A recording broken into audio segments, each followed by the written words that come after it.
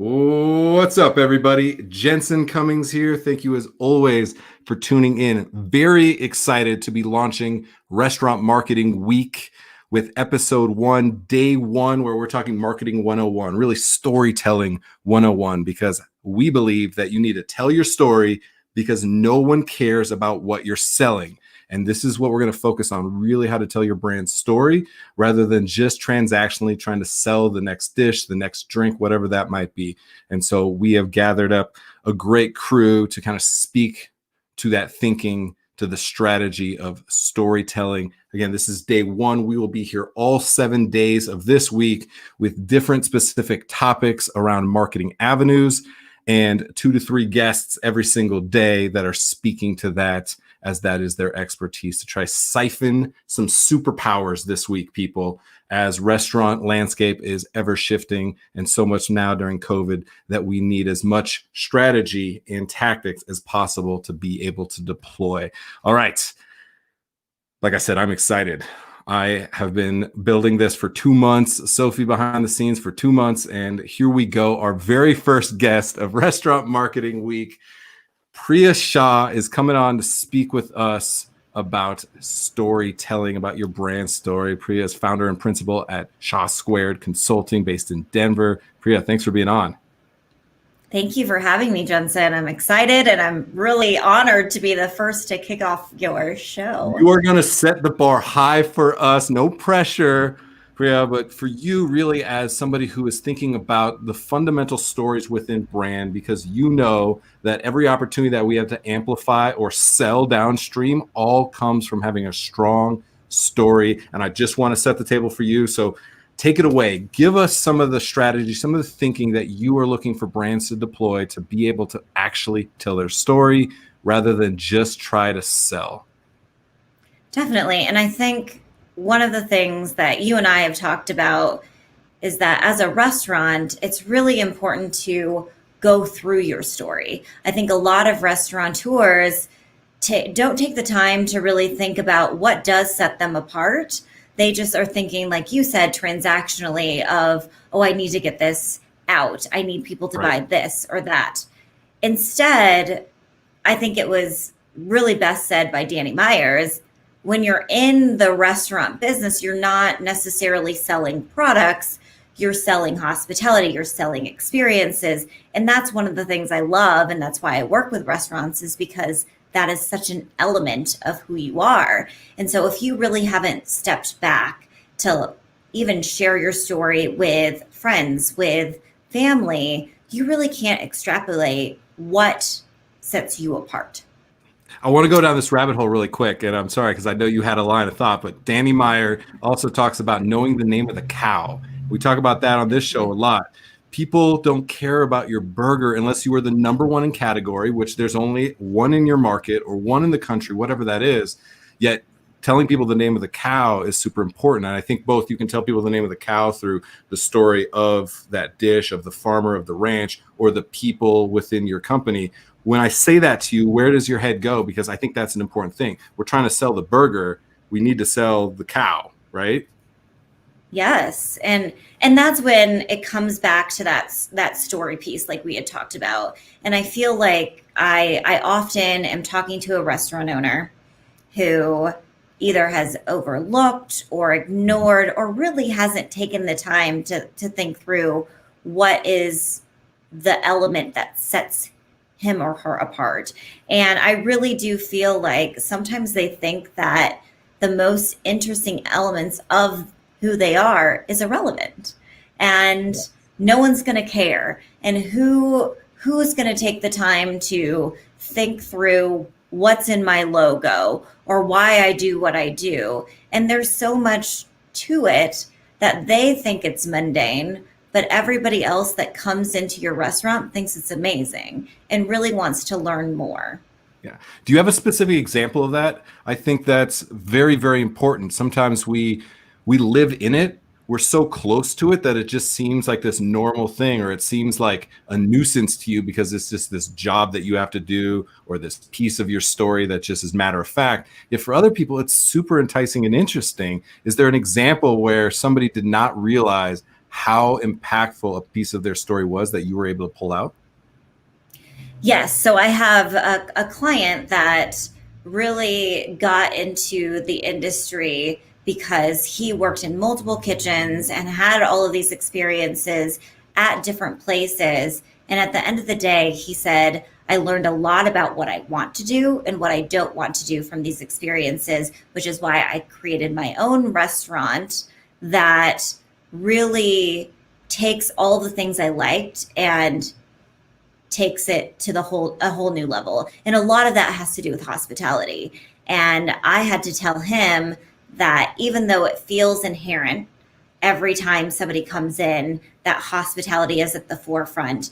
Every single person that walks in the door is going to be greeted. Every single person is going to feel like they're a part of your family. You still have to share that story as well. You can't just rely on these feelings, because you also have to realize that this could bring other people into your restaurant if you then share it on all different platforms. So he and I have talked about how important it is to have this cohesive story that goes, of course, on his website, but also it's trickled into your social media. It's something that if you have an email marketing strategy, you're sharing why you do what you do. Because it's not, like you said, all about selling. You don't have to tell them about the new menu item all the time or what you're doing special this month. Sometimes they do want to know, hey, who is that person behind the scenes that's always in the back making pasta or creating these gorgeous pastries that I see every single time? I want to know more about that person. That's could not be more true. Your brand, right, is your story and your reputation. That's what you're really selling. That's what people want. Because otherwise it's just commoditized white noise in the market, and there's so much competition in the market. Your story is only your story, and nobody else has your story. And so that's what I think is compelling. I wanted to throw another specific example out there real quick as we kind of wrap up, because somebody that we're connected with, and you are as well, Doris and Ken at Meta Asian Kitchen. And this was fascinating when speaking to them. And I looked at their logo and I was like, oh, you guys have this like little bowl of noodles on the side of your logo. And they're like, that's not a bowl, that's a wok. I was like, okay, I didn't realize that. And I asked them about the wok, and Ken is like, the wok is the middle of the Chinese American table. It is what we gather around. It's what galvanizes us. And it happens to be what all these amazing dishes come out of. And then I told him, I was like, you need to talk to Priya and say that and have everything you talk about be about the wok. Everything. Your entire brand, your entire story is about the wok. So real quick, take us there for a brand like that specifically. The wok, what do you mean? It's just something we cook out of. Every once in a while we take a picture with a flame coming out of it. What do you do? Like, everybody does that. Yet it's fundamental to the way that your family gathered around the dinner table. That's a story worth telling. Thoughts on that? For sure. And that's what I was trying to explain to Doris and Ken when we sat down and really did exactly what I said. We went through their full story. And I said, don't leave anything out. I want to know it all. If we're here for 3 hours, I don't care. I just want to hear it all, because there's going to be something that you say that comes to mind that actually might be pivotal to your entire brand story that you didn't know, like the wok.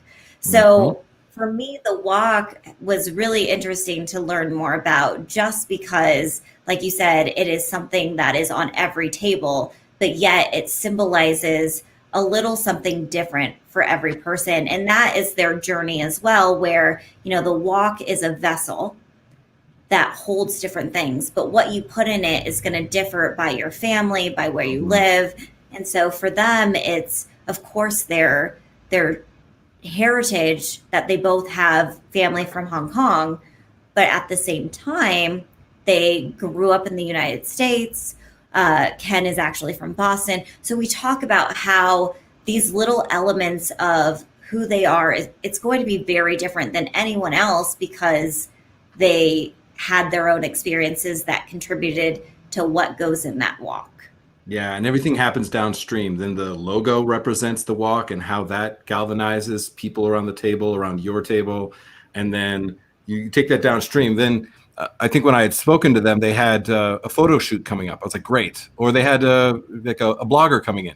I was like, every single dish better come from the wok, and you better say walk, walk, walk, walk, walk again and again and again, so that it's the only message that comes across. That you could have 7 different types of dishes all come from the wok, I think is a practical technique thing that chefs need to think about, because it's also a story. So Priya, I really, really appreciate this. You got me energized. What a way to start this off. It is all about your story, because your brand is your story and your reputation. So I appreciate that. Priya, thank you so much for joining us. You are so welcome. And I'm so excited to see the rest of this series. Thank you so much. And you and I have a lot more to talk about. You have a great rest of your day. Thank you. All right. Cheers.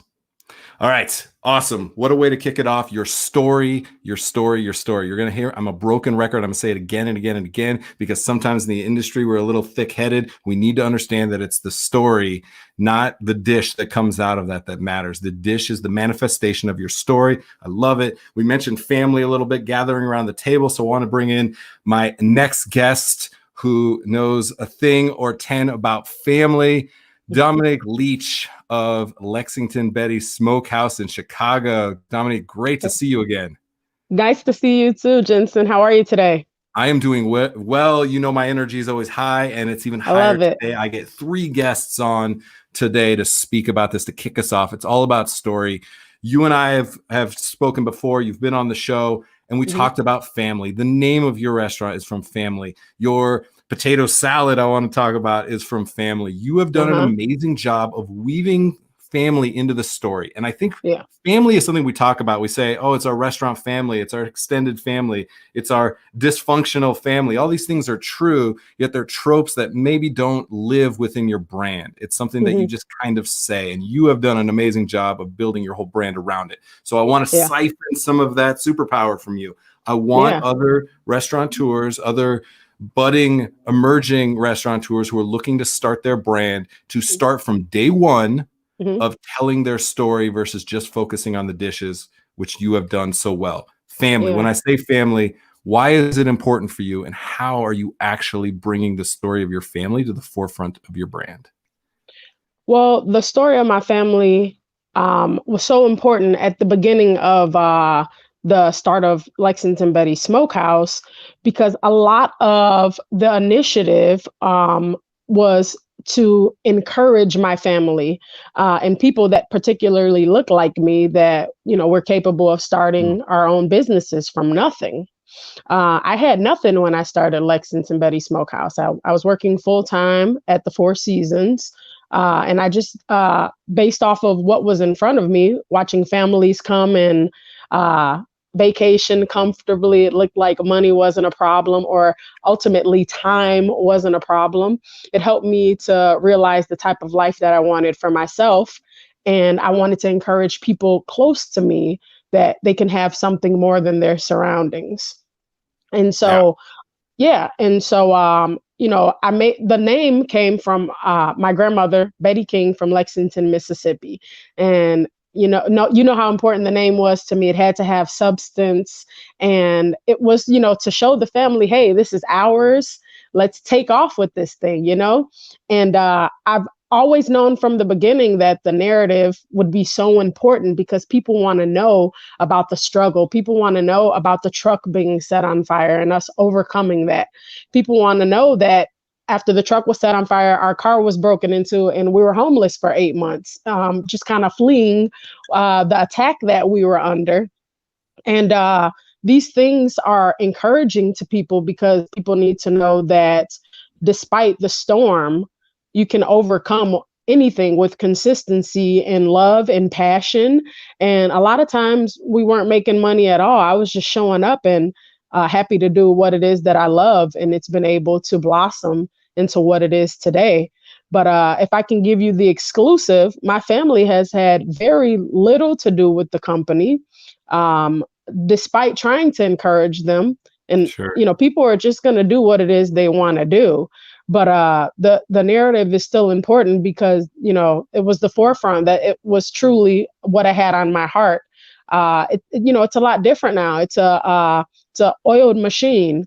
And, you know, a lot of times I have to step outside of the narrative. And a lot of times that feels alone as a small business owner. I'm always busy. I ran to this meeting, literally just ran in, and that's the honest truth. It's a lot of late nights and early mornings, and it's a lot of days when I'm in the kitchen alone and I'm the one paying attention to payroll and making sure the bills are paid, and there's not a lot of family around to help out or even care about that.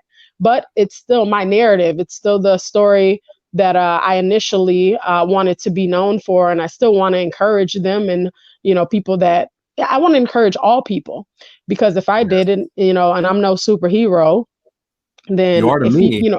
oh, thank you, Jensen.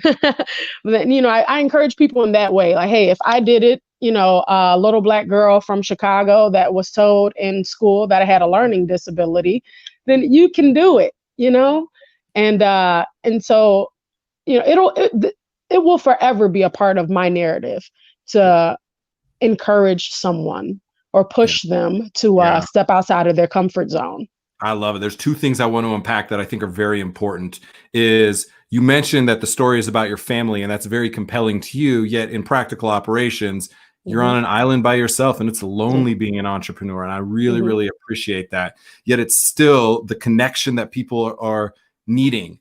Your guests and people that are butts and seats and paying the bills, your team that is making it happen. And for you on those late nights to be able to keep going, you need to think about Miss Betty. You need to think about your family to keep you going, even though in that moment they might not be there. I think that's important for people to recognize. The second part is, as a chef, sometimes we're just like, I just cook the food. Like, I don't worry about anything else. And I think it's one of the reasons so many of us burn out, because all we do for so long is worry about the food, and it just is not sustainable. For you in those hard times, talk to the chefs a little bit of the food is kind of your therapy. What drives you, though, is actually the family story, because I think we lose track of that. Yeah, absolutely. The food definitely drives me. The impact that I can have on other people is probably most important to me. I think, when people, I get text messages or letters from strangers in California letting me know how my story impacted their life. And it's so surprising, when I step outside of myself and think about it, that's exactly what the goal was.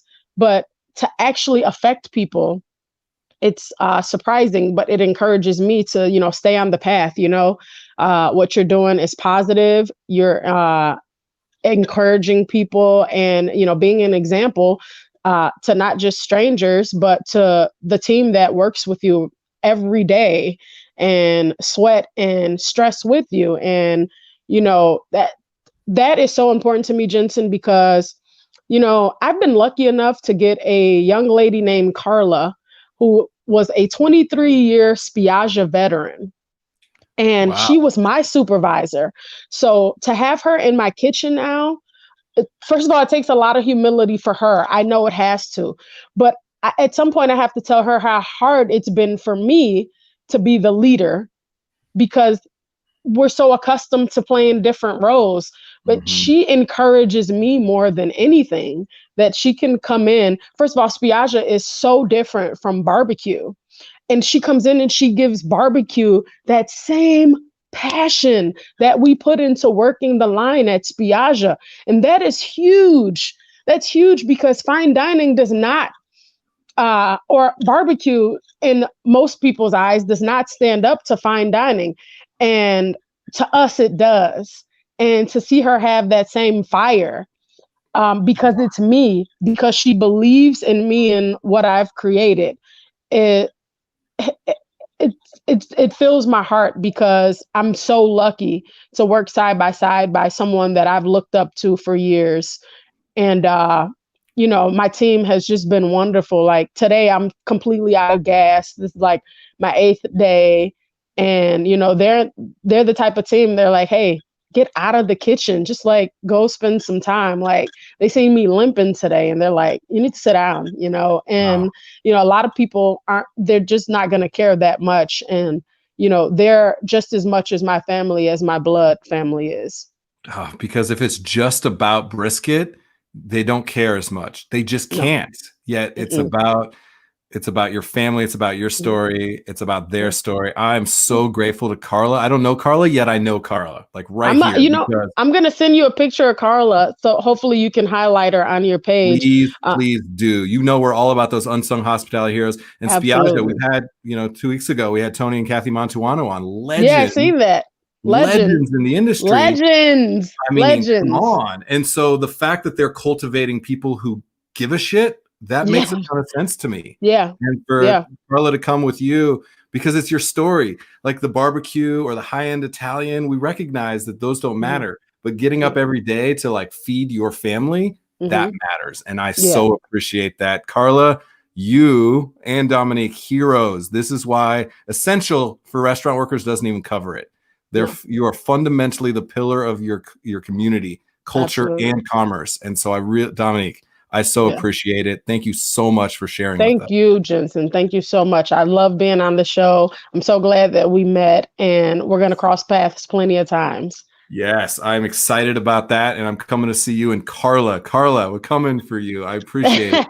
You have a great rest. She's going to love this. Yes, go get some rest. Thank you. I sure will. Thank you. Right, I'll talk to you soon. Bye-bye.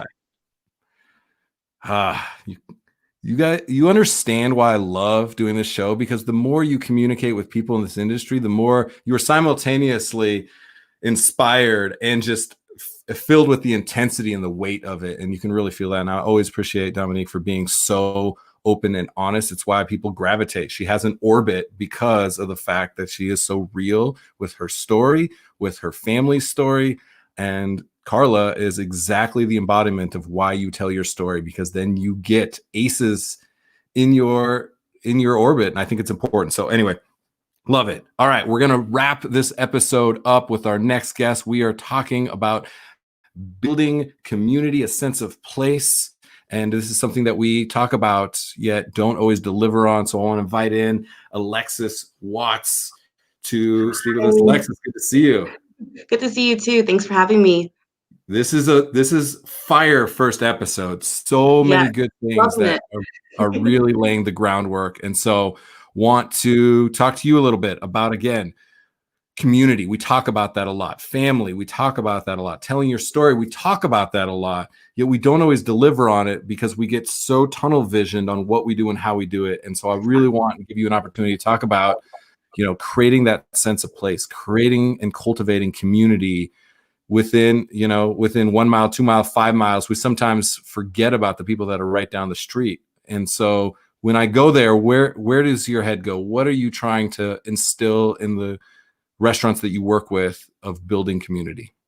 Yeah, I like how you said there's a place right down the street, because I live in Parker, and a lot of times you want to leave and go to Denver. It happens, drive 40 minutes, right? But we actually have great gems right here in Parker. Speaking of, I just finally went to go visit Indochine, where owner Yumi works, and I've been watching her like for months since I moved here a year ago. I'm like, I gotta go visit this place. And it's literally, not even kidding, 3 minutes away from me.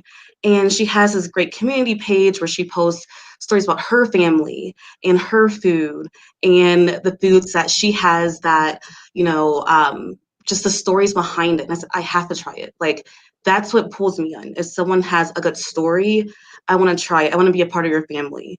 And that's just one of many great examples just right there, in Parker.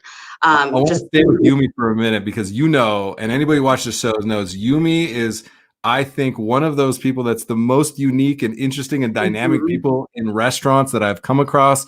Most people don't know who that is, and we're so compelled to share the stories of people that are leading the way, yet doing it in this quiet way. And I think Yumi is interesting. And this is literally a la Gary Vee. We talk about be the mayor of your town, be the mayor of your community. And absolutely, Yumi is the mayor of Parker, the de facto mayor of Parker.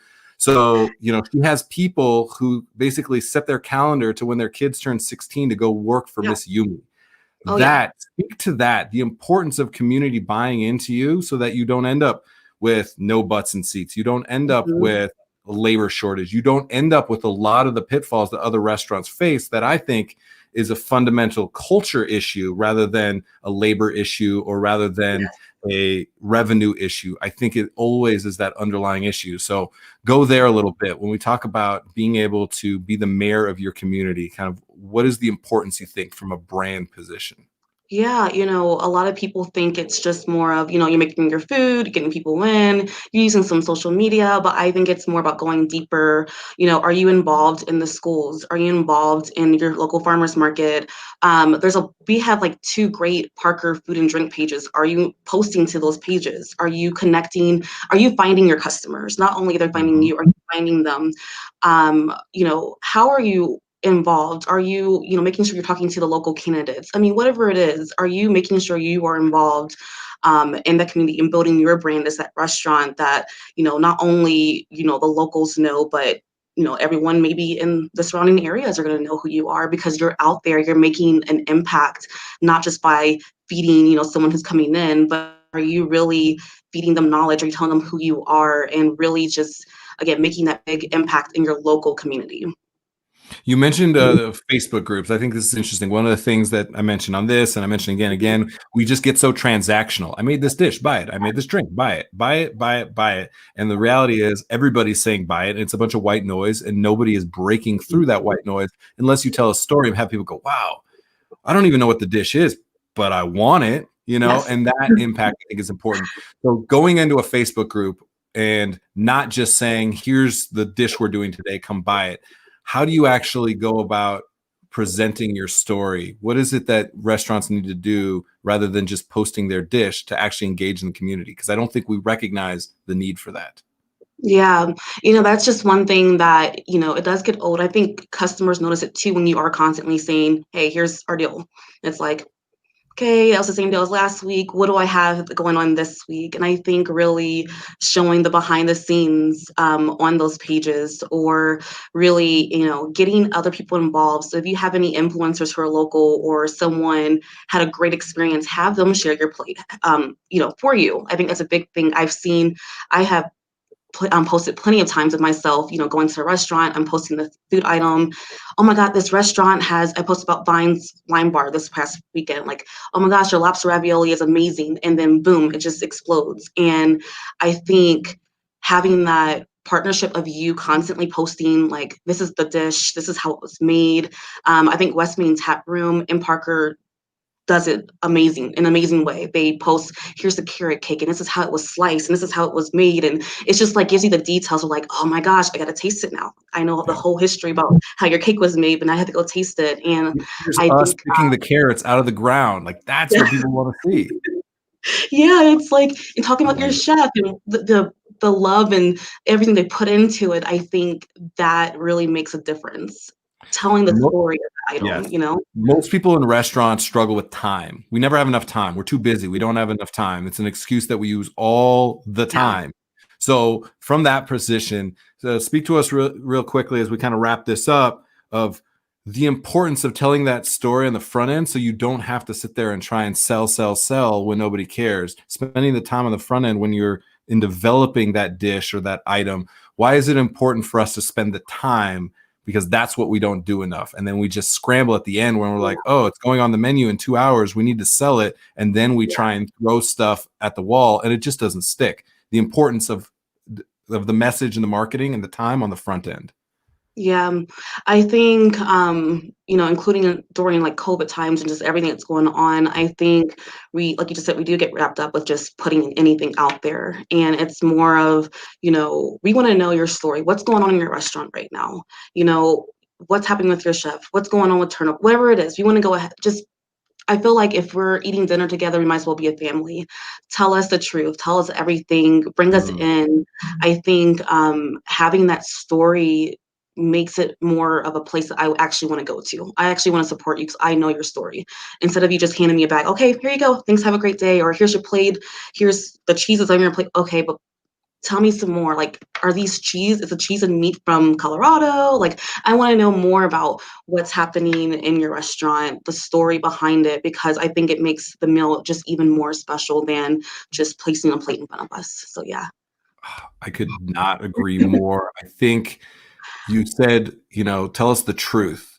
The Mhm. honesty in restaurants is fascinating because it is restaurants' job to transport you to this magical place, whatever that means for you, to take you away from the mundane dishes you've cooked the last week at home, or to get you away from your kids, or whatever it is. It's date night, it's out with the friends, right? And so we always have to put on, even though it may be authentic, it's still a facade. It is still the representation of you having the greatest time possible and us creating an experience.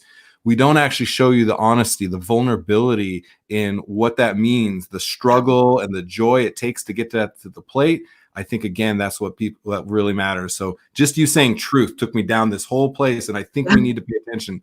Tell your truth, even if you think other people don't want to be bogged down with it because they're coming to have a great experience. They can coexist, it feels like, is what you're saying. So I really love that. Any last thoughts for us? Take us out. A great first episode. Alexis, I really appreciate you being on. So anything else we need to be thinking about for restaurants? Just support more than ever, and restaurants, let us know what support you need, even if it's just us reposting, not just eating, but obviously just reposting whatever meals that you're having. We can come take pictures for whatever it is. No trade, just let us help you, because we're all struggling right now, and it's all about helping the community out. So yeah. That's it. That's exactly it. Rely on your community because you've invested in your community. That's what really, really matters. Alexis, I really appreciate you being on, sharing. I love that we got to talk about Yumi because she is a rock star in this industry. Yes. Go visit. If you don't know, now you know. Yumi Tran, Indochine Cuisine in Parker, Colorado is the roadmap to the future of this industry. I absolutely believe that. So Alexis, thank you for being on. Thank you for sharing with us, and have a great day. You too. Thanks. Cheers. All right. Episode 1, day 1, Marketing 101. Tell your story because nobody cares what you're selling. That is such an apt name. And you heard from 3 powerhouses, 3 great thinkers in the industry. This is what it's going to take. It's your story. Everything else is commoditized. Your story, your team, the people that got you to this point, the people that are in the trenches with you day in and day out, making it happen. That is the asset that you have. If you are relying on your dish to be what sets you apart, unless you are number 1 in your category, unless it is very much at the forefront of that dish in that market, the reality is that only the people that you have, only your story is going to differentiate you. Somebody else down the street may be better than you. Somebody else down the street may have more money to spend and market that one dish. You need to tell your story. That's it. All right. Great first day. We are here 7 days this week. We are talking Restaurant Marketing Week. What a way to kick it off. And we're getting into website and digital presence, photo and video, social media best practices across multiple platforms. We're talking in-store promotions, future of media and PR, and ad spends all this week. And I am so pumped up. So I appreciate you all. I hope this brings immense value to the industry, to the humans in hospitality, because we need it and it matters. That's it. Appreciate you all for tuning in. Cheers.